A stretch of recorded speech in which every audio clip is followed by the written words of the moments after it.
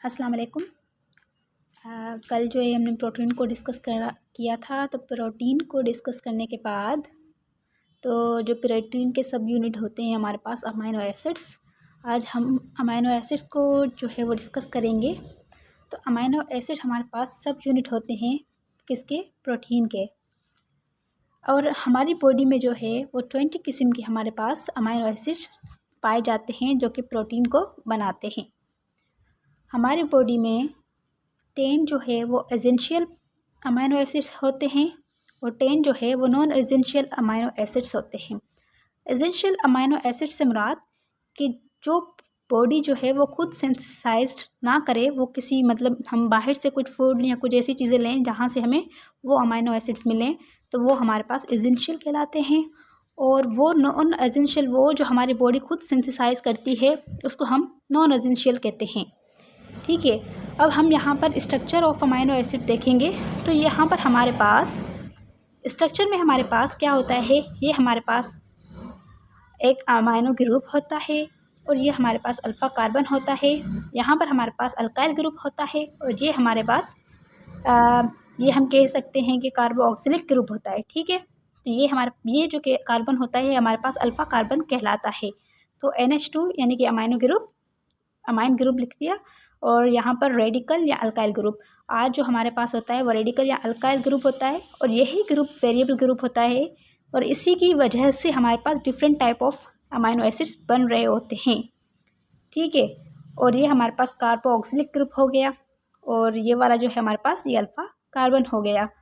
अब रेडिकल हमारे पास 2 या 3 किस्म के होते हैं, जैसे कि बहुत किस्म के होंगे, लेकिन हम जो है वो एग्जाम्पल के तौर पे देखेंगे कि यहाँ पर हमारे पास अगर हाइड्रोजन होगा, यानी कि यहाँ पर हाइड्रोजन होगा तो वो ग्लाइसिन कहलाएगा। अगर CH3 होगा यहाँ पर तो वो एलानीन कहलाएगा। और ग्लाइसिन हमारे पास क्या होता है, ये स्मॉलेस्ट अमीनो एसिड होता है हमारे पास। ठीक है, अब इसी के हम आगे क्या करेंगे, ये तो हमने स्ट्रक्चर पढ़ा और कुछ जो है वो इंट्रोडक्शन पढ़ा है अमीनो एसिड के बारे में। लेकिन अब ये हम देखेंगे कि अमीनो एसिड के दरमियान में डाइपेप्टाइड बॉन्ड कैसे बनता है। तो ये हमारे पास एक अमीनो एसिड है, यहाँ पर CH3 लगा हुआ है तो इसका मतलब ये एलानीन है, और यहाँ पर हाइड्रोजन लगा हुआ है तो ये ग्लाइसिन है। तो यहाँ से हमारे पास क्या होता है कि एलानीन से OH और ग्लाइसिन से H जब रिमूव हो जाता है, यानी कि वाटर जब रिमूव हो जाता है, पास कार्बन और नाइट्रोजन के साथ एक बॉन्ड बनता है जिसको हम डाइपेप्टाइड बॉन्ड कहते हैं।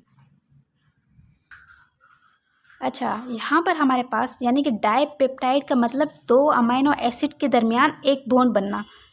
डाइप का मतलब ये नहीं है कि 2 बॉन्ड बनेंगे, लेकिन 2 अमीनो एसिड के दरमियान में बन रहा है, तो इसलिए हम इसको कहते हैं डाइपेप्टाइड बॉन्ड।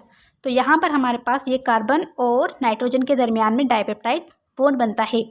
ठीक है, अब क्या होगा कि हम इसको हम कार्बन टर्मिनल कहेंगे और इसको हम नाइट्रोजन टर्मिनल कहेंगे। ठीक है, तो ये हमें याद, नाइट्रोजन नहीं बल्कि N टर्मिनल कहेंगे, इसको हम C टर्मिनल कहेंगे। इसी तरीके से ये हमें बातें जो है वो इसके बारे में, इसके स्ट्रक्चर के बारे में पता होनी चाहिए। तो ये हमारे पास ग्लाइसिल एलानीन बन गया, ये हमारे पास एक डाइपेप्टाइड है। होता ये है कि यहाँ पर हमारे पास 2 अगर अमीनो एसिड हैं तो उनके दरमियान में एक बॉन्ड बन रहा है। अगर 3 होंगे तो 2 डाइपेप्टाइड बॉन्ड बनेंगे, अगर 4 होंगे तो 3 बनेंगे। यानी कि अगर हमारे पास फॉर एग्जांपल 20 अमीनो एसिड्स हैं तो 20 अमीनो एसिड के दरमियान हमारे पास 19 पेप्टाइड बॉन्ड बनेंगे। 20 नहीं बनेंगे बल्कि एक जो है वो हमारे पास जो अमीनो एसिड की ओरिजिनल वैल्यू होगी उससे कम बनेगा।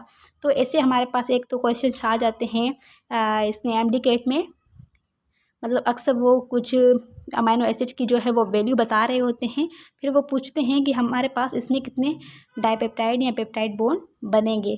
तो इस तरीके से अगर हमारे पास ओरिजिनल वैल्यू 51 है तो हम उसको देखेंगे कि हमारे पास कितने, जैसे कि हमारे पास एक इंसुलिन का एग्जाम्पल लेते हैं हम, तो इंसुलिन में हमारे पास 51 अमीनो एसिड्स होते हैं, तो उसको भी 2 हिस्सों में डिवाइड किया हुआ होता है।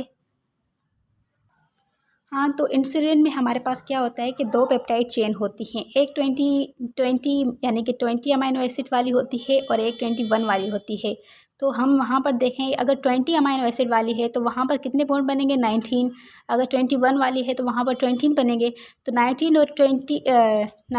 और 20 हमारे पास कितने होंगे? 49। तो हमारे पास अगर 51 ओवरऑल अमाइनो एसिड्स हैं तो वहाँ पर 49 पेप्टाइड बॉन्ड बनेंगे। ये एक एग्जांपल दिया, लेकिन इंशाल्लाह अगले लेक्चर में जो है हम आगे प्रोटीन के जो भी टाइप्स हैं उसको डिस्कस करेंगे, तो उसमें हम ये चीज़ें सारी पढ़ रहे होंगे। और आई होप कि आपको ये लेक्चर समझ में आ चुका होगा। और अगर आप लोगों को ये लेक्चर समझ में आ गया है तो हमारी वीडियो को जो है वो लाइक करें, कमेंट करें और शेयर करें अपने दोस्तों में। और अपना बहुत सारा ख्याल रखें। अल्लाह हाफिज़।